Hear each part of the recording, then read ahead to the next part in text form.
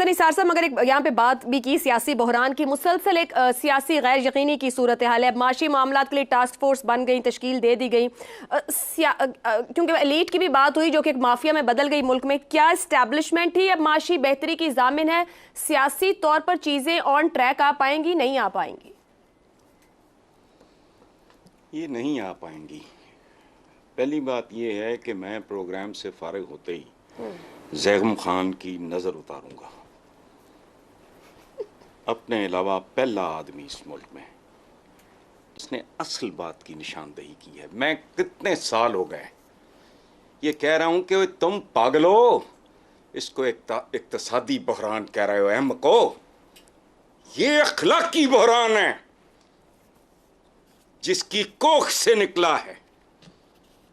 चंद चीज़ें गिनवाई हैं ज़ैगम खान ने, अल्लाह इस आदमी की उम्र दराज करे। ये इस तरह सोचता कोई नहीं, थर्ड डायमेंशन क्लैरिकल किस्म की सोचें हैं इनकी, कख नहीं होना। देखो मैं मुद्दतों से एक बात कर रहा हूँ कि पाकिस्तान को बुनियादी और जौहरी तब्दीलियों के बगैर ये ट्रैक पे नहीं जाना, ये टेक ऑफ करेगा ही नहीं। दूसरी बात ये कि जिसे हम सिर्फ इक्तसादी इक्तसादी इक्तसादी, वो कैसे होता है इक्तसादी? मैं दूध में मिलावट कर रहा हूं, यह भी इन्होंने बात की है, चीनी की या फलाना, ये इक्तसादी है। होश करो। मैं कहता हूं रवैये तब्दील करेंगे। मैं मसलन एक बात करता हूं, चपड़कनातियों को समझ नहीं आती कि लोगों को एक साल के अंदर अंदर ट्रैफिक कैंडे में ले आओ, लोगों के रवैये बदलने शुरू हो जाएंगे। इनको जालों को पता ही नहीं। यही तो असल सबब उसी अवतार के लौंडे से दवा लेते हैं। ज़ैगम साहब ने जो बात की है कमाल है। हम Pakistani third dimension out of box thinking हमारे करीब से नहीं गुजरी। देखो मर्ज की तशखीस ही अगर ठीक नहीं होगी आयशा, मर्ज की तशखीस ही ठीक नहीं। हसन साहब को तय कलामी की माजरत। यहीं पर एक सवाल है सर, एक सवाल है आपसे। आपने कहा बिना, और बिल्कुल दुरुस्त कहा, बजा कहा, ना सियासत हो सकती है ना मईशत चल सकती है, बिना इखलाक तो इंसान भी नहीं हो सकता है। हम कहाँ से शुरू करें आप बताएं? हमने अभी यहाँ एलीट की कितने बार अपने प्रोग्राम में बात की कि एलीट ही माफिया बन चुका है। सिविक सेंस कहाँ से सिखानी शुरू करें, किसको सिखानी शुरू करें? और भाई लंबी बात करते हो, मैं बूढ़ा आदमी हूँ, मैं भूल जाता हूँ असल बात क्या की आपने। मोटी बात फिर मुझे कंफ्यूज कर दिया आपने। ओ भाई करने वाली साफ नंगी चिट्टी बातें हैं,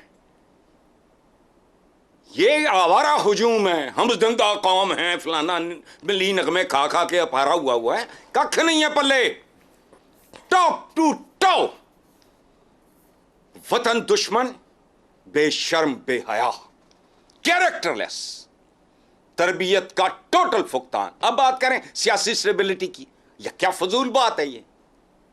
ये जानवरों की तरह लड़ने वाले लोग, ये कबायली जंग जिसको सियासत जमहूरियत, मैं तो शक्लें देखता हूं कि यार लगते तो ये बंदे ही हैं। आपने अभी कहा ना कि इंसान नहीं हो, इंसान होना ही तो चैलेंज है। हम आप आदमी हैं, मसलन मैं अपने आप को इंसान नहीं कहता, आई डोंट क्वालिफाई, मैं आदमी हूं। मेरे लिए आदमी से प्रमोट होके इंसान बनना सबसे बड़ा चैलेंज है।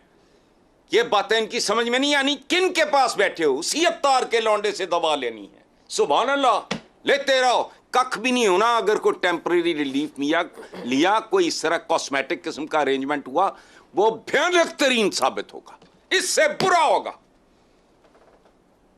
अब गौर करो, मेरी ना सुनो, मेरा 32 साल बर्बाद कर दिए मैंने। जो ज़ैगम साहब ने बात की है वो ज्यादा काबिल फहम तरीके से की है।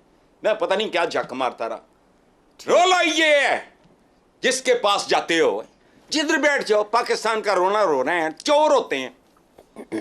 हमें नहीं पता कौन क्या था। एक ग्रुप है, मैं नाम नहीं ले रहा किसी का, जब वो इक़्तिदार में आया उस साल उनका टैक्स रिटर्न क्या था? कारोबार उन्होंने किया नहीं। वो अंधे हो? सादे सवाल बूथा उठा के कैमरास के सामने कहते हैं कि लिविंग बियॉन्ड मीन्स का क्या मतलब है? और धुर फिटे मुंह। जहां ये मेंटालिटी होगी वहां मुल्क ढूंढते फिरना तहलील हो जाएगा इसी तरह। ठीक है, हम एवेपोरेट हो रहे हैं। अल्लाह रहम करे। परफ्यूम या इस तरह की कोई चीज खुली रख दो, ढक्कन उठ जाए, वो एवेपोरेट होना शुरू हो जाता है। ये बर्फ का ब्लॉक है जो पिघल रहा है, ये ग्लेशियर है जो पिघल रहा है, ऐसे नहीं होना। ठीक है, बहरहाल छोड़ो, मैं तो इस पे ठीक हो गया। और आखिरी बात, एक मिनट,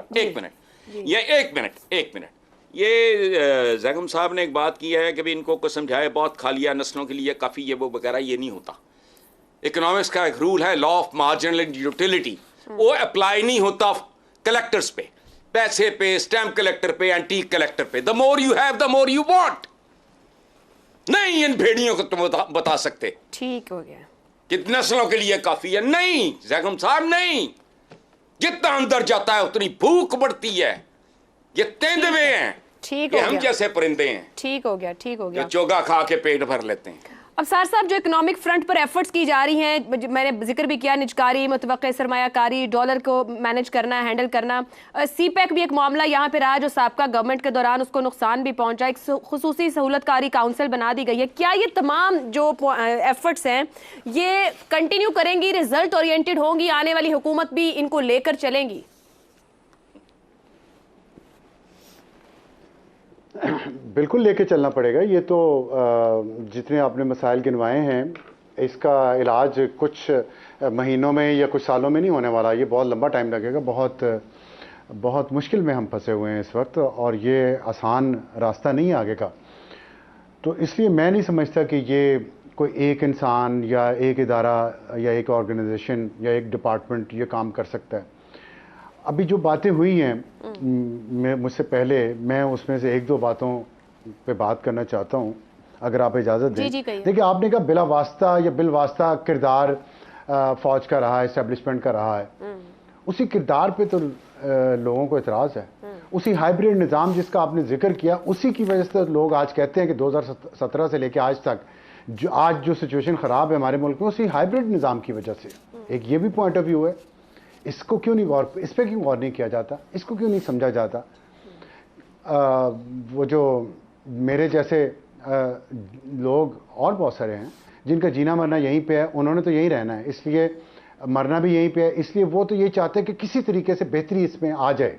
इस वक्त जो हालात हैं इस मुल्क के, चाहे वो आर्मी चीफ ही कर ले और उनकी नीयत भी ठीक लगती है, लेकिन सवाल यहाँ पे लोग ये उठाते हैं कि जब वो सिविलियंस के पेच कसने का जिक्र किया जैगम साहब ने, तो ये जो स्मगलिंग हुई है डॉलर की और चीनी की, और जो ईरान से स्मगलिंग हो रही है, कि उनको नहीं पता, या हमें सबको जो स्क्रीन पे इस वक्त नजर आ रहे हैं हमें नहीं पता ये स्मगलिंग कैसे होती है, कौन कौन बेनिफिट लेता है इससे, उनके पेच कौन कसेगा?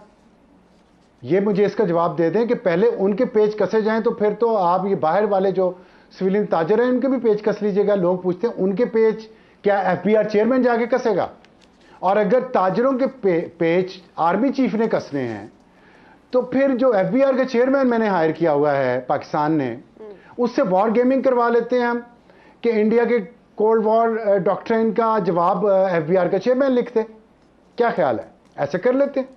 ऐसे नहीं हो सकता ना, ऐसे मानेगा कोई नहीं, कोई नहीं मानेगा। मुझे इसलिए कि मैं हूं मीडिया का बंदा, तो मुझे लेफ्टिनेंट जनरल पे तरक्की दे के DG ISPR तो नहीं लगाया जा सकता, ना कोर कमांडर बलूचिस्तान लगाया जा सकता है, क्योंकि मेरा तजर्बा नहीं है। तो बात यह है कि जो करने की बात है ना, वो हम हर कोई अपना अपना काम नहीं करता। हम मीडिया के लोग हर चीज़ पे एक्सपर्ट बन के बैठ जाते हैं। इसी तरह जज और जर्नैल और सियासतदान और जो दूसरे लोग, वो अपने अपने फील्ड में रह के काम नहीं करते, दूसरे के दायरा इख्तियार में दखल देते हैं, इसलिए प्रॉब्लम पैदा होती है, क्योंकि एक्सपर्टीज नहीं होती।